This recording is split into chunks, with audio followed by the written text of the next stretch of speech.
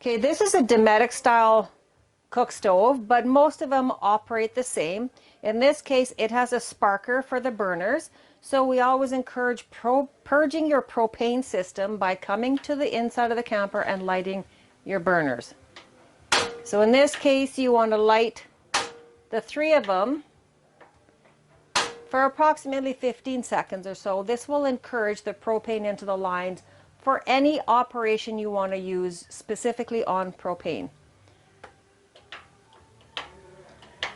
When and if you are ready to use the oven, you're going to turn your control at the top here to where it says pilot.